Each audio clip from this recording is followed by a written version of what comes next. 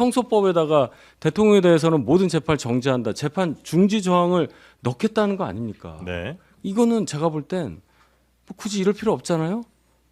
아니 뭐 엄청나게 급한 거예요, 민주당이. 아니 뭐라도 해야 되죠. 예를 들면 대법원이 아니, 선거에 무죄 확신한다고 했잖아요. 아니 확신할 수 있죠. 그게 틀릴 수도 있는 것이고 오케이. 예전에는 뭐 말씀 많이 하세요 오늘. 파면에 대해서 기각을 뭐 확신하는 분들이 국민의힘 분들 아니었어요? 본인들의 대통령에 대해서 네. 저는 이거를 의심할 수밖에 없어요. 제가 들었는데 네. 방송하다 들었어요. 저도 이제 법조인 아니니까 뭐 9일만 했다고 아, 말씀하셨는데 이게 일찍 나온 거에 대해서. 예, 기록을 그 이게 3월 26일 날 나왔잖아요. 2심이. 네. 그 이후에 즉시 받았대요. 그러니까 이미 한 달이 넘은 상태고 기록도 안 보고 그런 대법관들이 12명이 모여서 그렇게 했겠느냐. 그렇게까지 공격하시는 거는 좀 과하죠.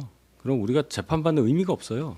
뭐 이랬다 저랬다 한다는 건데 이해는 합니다. 그래서 저는 그 재판 과정에 대해서 얘기하고 싶은 게 아니라 그런 혹은 대법원장은 왜 그런 행동을 했다고 보십니까? 저는 윤석열의 보험이 작동했다. 윤석열 보험? 예. 뭐예요, 조희대 대법관을 임명한 자체가 결국엔 조희대 대법원장을 보면 예? 예전에 박근혜 전 대통령 시절에도요 뇌물죄를 처벌할 수 없다고 소수견을 냈던 분이에요. 네. 이런 분을 임명을 했고 당시에 조희대 대법원장을 임명한 당시에 윤석열 전 대통령의 뭔가 의중이 있는 거 아니냐, 네. 본인 사람 씹는 거다라고 이제 비판이 많았었어요. 네. 물론 합의가 돼서 통과되긴 했으나 저는 이 내란의 동조 뭐 아니면 침묵 했던 이 대한민국의 보수 엘리트들이 결국엔 이재명 후보가 대통령이 되는 것을 두고 볼 수 없다라는 차원에서의 어떤 판단이 있지 않았을까라는 전 추측이 돼요. 의심도 되고 보수 꺼림직하고. 엘리트들이 그렇습니다. 이재명 후보가 대통령 되는 걸 못 보겠다? 못 보겠다. 왜 그렇죠, 그건?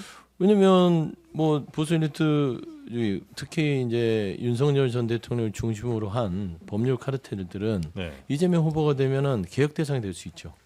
아, 사법부나 뭐 이런 것들 뭐 검찰 개혁뿐만 아니라 이 대한민국의 거대한 이 법치주의를 간판을 걸고 본인들이 기득권을 누려왔던 세력들은 네. 본인들이 따지고 보면 개혁 대상이 될 수 있다는 것은 매우 불편한 일이기 때문에 하는 것인데 저는 기본적으로 제가 이런 얘기를 하면 대법원의 판단을 부정하는 겁니까? 하는데 그렇지 않습니다. 저는 상권 분립에 있어서 법원의 판단은 늘 존중한다.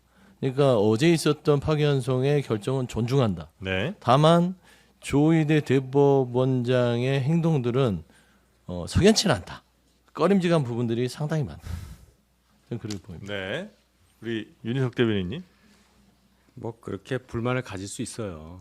충분히 그럴 수 있고 민주당 입장에서 굉장히 충격이라고 봅니다. 90% 가까운 퍼센티지로 지지율로 후보를 뽑았는데 네. 며칠 되지도 않아서 이게 뭔 일이냐 할 텐데 대법원장 혼자 한 게 아니에요. 전원 합의체에서 한 거고 두 분이 빠져서 12명이 해서 10대 2로 난 겁니다. 네. 조희대 대법원장이 어떻게 임명됐고 과거에 뭐고 이런 얘기는 우리 헌재 탄핵 심판 과정에서 하도 많이 해가지고 그거는 뭐 리바이벌이라고 보고 법원 관련해서 이제 이렇게 판단을 하시면은 그럼 예를 들어 3월 26일에 있었던 2심 무죄 전부 무죄 났을 때는 서영주 대변인 포함해서 많은 민주당 분들이 어떻게 얘기했던가를 다시 한번 그냥 복붙하면 돼요.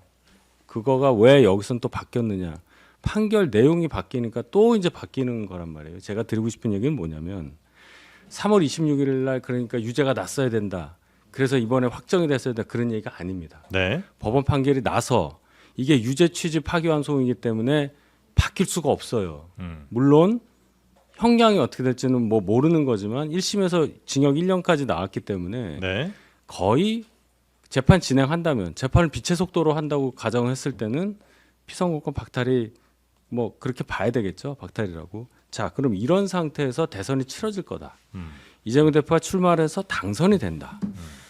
바로 다음 날부터 대통령직을 수행을 한다. 이랬을 때 어떤 상황이 되겠느냐. 제가 계속 걱정하던 그 부분. 네. 여기에 대해서 민주당이 지금 뭐 형소법 바꾸고 어쩌고 저쩌고 해서 해결될 일이 아니라는 거예요. 이거는 민주당 정권 가져갈 수 있어요. 이재명 후보 대통령 될 수 있어요. 저는 그 긍정합니다. 네. 국민 선택하면 되는 거죠. 그런데 지금 이 얘기는 전혀 다르다는 거예요. 자격 자체가 없어졌다는 것은 이미 예고한 거예요. 그냥 절차만 남은 건데 이 상태에서 나가고 민주당에서 지금 그 이후에 어제 오후 이후에 지금 하는 행동들을 보면 너무 과격하다는 거예요. 이분들이 지금 무슨 일을 할지 그게 걱정된다는 거예요. 탄핵 같은 거 혹은 뭐 그렇죠. 입법 같은 것들 이런 그렇죠. 것들이요. 벌써 형소법에다가 대통령에 대해서는 모든 재판을 정지한다. 재판 중지 조항을 넣겠다는 거 아닙니까? 네. 이거는 제가 볼 땐 뭐 굳이 이럴 필요 없잖아요. 아니 뭐 엄청나게 급한 거예요, 민주당이. 아니 뭐라도 해야 되죠. 예를 들면 대법원이 아니, 선거에 무죄 확신한다고 했잖아요. 아니 확신할 수 있죠. 그게 틀릴 수도 있는 것이고 오케이. 예전에는 뭐 말씀 많이 하세요 오늘. 파면에 대해서 기각을 뭐 확신하는 분들이 국민의힘 분들 아니었어요? 본인들의 대통령에 대해서. 근데 파면됐잖아요.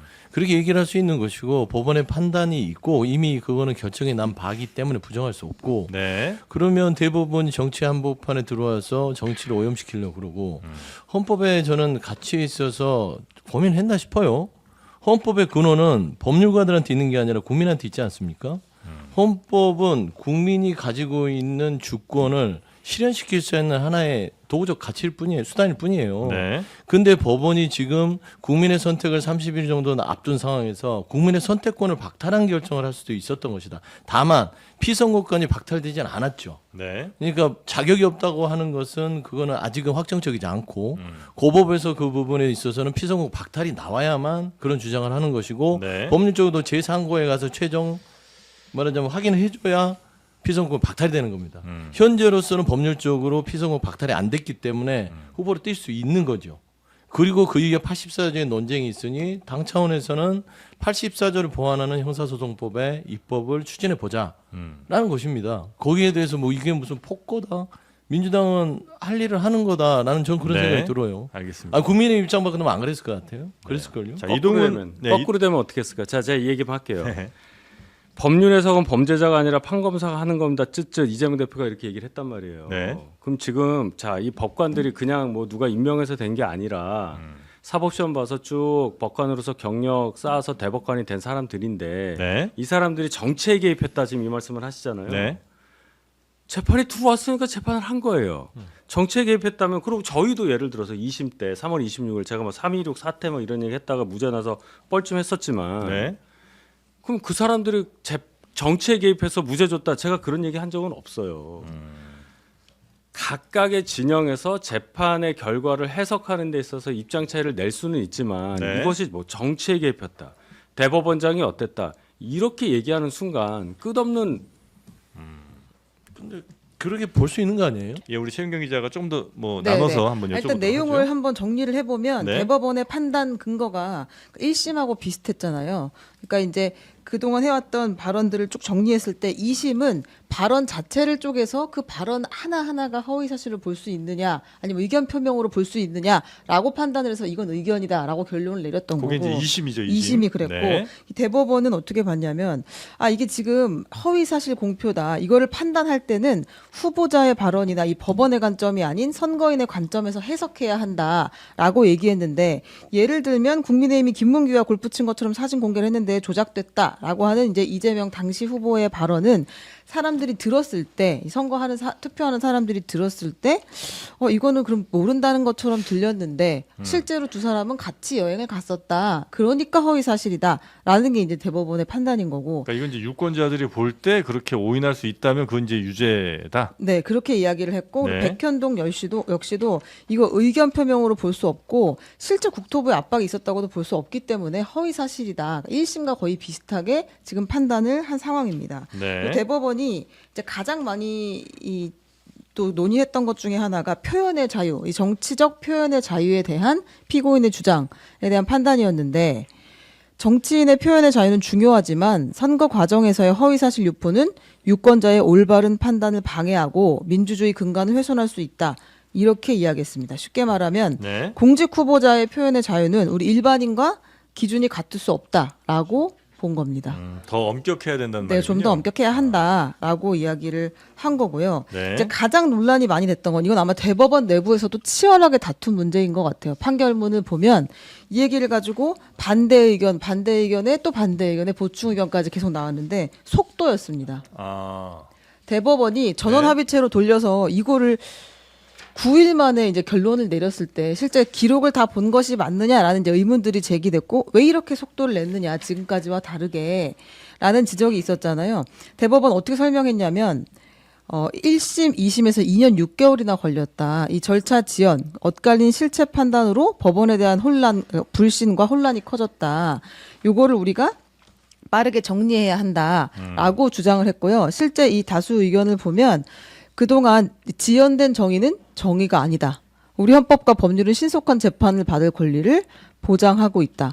대법관 후보자들에 대한 청문회 과정에서 사법 불신의 원인이 재판 지연에 있다는 지적을 우리가 받지 않은 적이 없다. 이렇게 얘기했어요. 네. 이제 반대 의견을 낸 두 명의 대법관은 뭐라고 얘기를 했냐면 1심 법원과 2심, 그러니까 1심 법원은 오히려 시간은 오래 걸렸지만 굉장히 충실하게 심리를 했다. 유죄를 냈기도 했지만. 근데 지금 이 대법원이 과연 이렇게 빠른 속도로 하는 것에 대해서 상호 간의 설득과 숙고의 성숙 기간을 거치지 않은 결론으로 국민을 설득할 수 있겠느냐. 네. 이렇게 되면 납득하는데 실패를 시킬 수가 있다라고 이야기를 했습니다. 이거 되게 치열하게 다툰 걸로 보여요. 그러니까 이전에도 사실 선거법 위반 관련해서는 국민들 불만이 많긴 했죠. 뭐 됐는데 뭐 1년 안엔 결론이 나야 그래도 이 사람이 당선된 게 무효가 되고 자신이 거짓말한 혹은 뭐 자신이 그 선거법을 위반한 거에 대해서 처벌을 좀 받는 건데 국회의원 뭐 4년 5년 다 4년 하고 나서 그때 이제 결론 나고 하면 사실 이게 그 당선 무효하는 게 무슨 의미가 있나 이제 이런 일들은 우리가 이제 비판을 많이 했었었고 거기에 대해서 이제 대법원이 굉장히 좀 강하게 목소리를 낸 조희대 대법원장 그 강하게 목소리를 좀 낸 측면이 좀 있는 거군요. 네, 그래 보입니다. 일단 내부에서는 너무 빠르다 아니면 아니 우리 그동안 너무 느렸다 이런 논쟁들이 좀 있었던 것 같습니다. 네. 물론 이제 전체 기간으로 보면 많이 느려지긴 했는데 하여튼 대법원만 보자면 이례적으로 빠른 거는 맞는 것 같은데 이렇게 굉장히 빠르게 한 거는 우리 서영주 소장님은 의도가 있다고 보세요? 아니 의도를 밝혔잖아요. 사회적 혼란과 국민의 불신을 털어내겠다. 그렇죠. 그 그 사회적 의도랑 혼란과 불신이 조희대 대법원장에게는 이재명이었나요? 그걸 털어내면은 사회적 혼란과 법원의 신뢰가 살아나나요? 저는 그 생각이 묻어 있지 않고서는 이렇게 네. 이례적으로 최소한의 절차적인 고민은 해야 될 거 아니에요. 그러니까 결과는 제가 부정하자는 게 아니라 네. 유죄 취지를 내려면 소부에서 판사 4명이서 이거를 이리 보고 저리 보고 해서 이거를 본인들의 판례를 뒤집는 결정이 아니고서는 저희가 판단을 못 하겠습니다. 라고 대법원장한테 주심이 아니라 그러면 차라리 대법원장한테 얘기를 하면 대법원장이 그러면 이걸 전원합치로 갑시다. 그 대신 속도를 좀 냅시다. 633이 있으니 우리가 말한 거 지켜야 되지 않겠소? 네. 하면서 최소한 고민을 해야 되는데 소부에 들어간 지 2시간도 안 돼서 주심이 아니라 대법원장 조희대 대법원장이 직권으로 전원합의체 놓고 그 다음에 이틀에 한 번씩 평일을 거쳐서 네. 그것도 판결문을 2, 3일도 뭐 있는지 모르겠으나 9일 만에 네. 6만 한 7, 8천 쪽에 달하는 결정문을 다 읽고 유죄 취지의 파기환송을 한다. 이게 의도를 의심하지 않은 사람이 이상한 거 아니에요? 네. 저는 이거를 의심할 수밖에 없어요. 제가 들었는데 네. 방송하다 들었어요. 저도 이제 법조인 아니니까 뭐 9일만 했다고 말씀하셨는데 이게 일찍 나온 거에 대해서 기록을 이게 3월 26일 날 나왔잖아요. 2심이. 네. 그 이후에 즉시 받았대요. 그러니까 이미 한 달이 넘은 상태고 기록도 안 보고 그런 대법관들이 12명이 모여서 그렇게 했겠느냐. 그렇게까지 공격하시는 거는 좀 과하죠. 그럼 우리가 재판받는 의미가 없어요. 뭐 이랬다 저랬다 한다는 건데 이해는 합니다. 그래서 저는 그 재판 과정에 대해서 얘기하고 싶은 게 아니라 이미 떨어졌잖아요. 유죄 취지로 2심이 기속이 된단 말이에요. 2심에서 무죄 나올 수가 없어. 그럼 이 상태에서 당선이 된다 했을 때 얘기를 하는 거예요. 그것에 대한 대비책이 형사소송법을 개정해서 야 대통령은 하여튼 재판 못 받아. 정지야. 하던 재판 정지야. 재판 중지법인가 그런 게 있죠. 그런 네. 거를 지금 만들려고 하는 게 맞느냐. 그게 해결책인 거냐.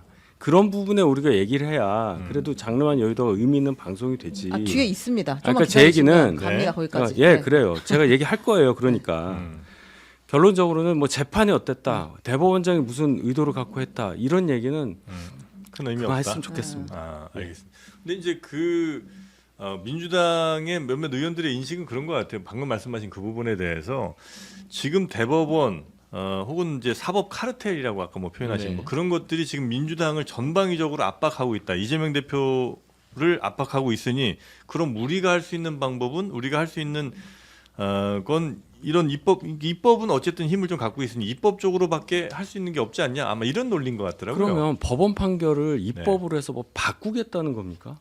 판결을 바꾸는 아니, 건 아니고 제가 우리가 방어할 수 있는 건 이렇게 방어하겠다. 이 방송에 출연하는 다른 민주당 쪽 패널이 이런 말씀하신 걸 들었어요. 이제 네. 우리가 삼권 분립 체제에 대해서 다시 한번 생각해봐야 된다. 음. 입법, 사법, 행정으로 나눠진 그 뭐 옛날에 이권 분립 있었잖아요. 뭐 몽테스큐 막 나오고 네. 그 시절로 가자는 거냐. 음. 그러니까 이 판결로 인해서 사법권도 이제 어디 뭐 입법권이라든지 뭐 국회 통제 아래 두자는 생각인지는 모르겠는데 그만큼 민주당에서 굉장히 위기 상황으로 받아들이는 건 인정하겠어요. 그렇지만 저희도 탄핵 2번이나 그냥 받아들였잖아요. 이번 탄핵도 뭐 일부 반발이 있었지만 받아들였잖아요. 그 받아들인 상태를 가지고 그 다음을 얘기해야지 아예 이제 상권 분리까지도 뭔가 바꿔야 한다는 생각까지 하는 민주당의 분위기라면 이거 국가 전체적으로 불행한 일이라고 아니, 생각해요. 순서대로 좀 가보겠습니다. 아니, 이제 고법 판단이 대선 전에 나올 가능성이 있는가를 먼저 보고 그 다음에 지금 민주당이 하는 일들을 우리가 차례차례 할 예정이었는데 뒤에 거 자꾸 끌어오시면 자꾸 섞이잖아요 여기 내용이. 그러니까 지금 고등법원 판단이 대선 전에 나올 가능성이 물론 여기서 얘기하는 게 결정은 되는 건 아니지만 있다고 보시는지 아, 고법 판단이 지금의 속도를 보면 고법이요 예, 재산고까지. 그냥 고법? 고법까지 어려워 보여요. 고법은 쉽진 쉽지 않아 않을 것 보인다. 같아요. 한 달밖에 안 남았는데. 그러면 그러니까 파기환송심도 역시 대통령 선거 전에 나오기는 쉽지 않아 보인다. 어렵다고 아, 봐요. 그렇게 보신다.